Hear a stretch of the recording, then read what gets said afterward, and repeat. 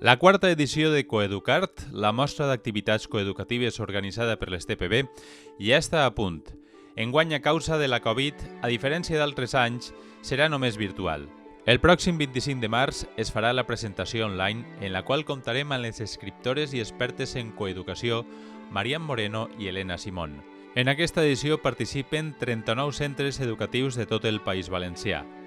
Així tenim una mostra dels seus treballs.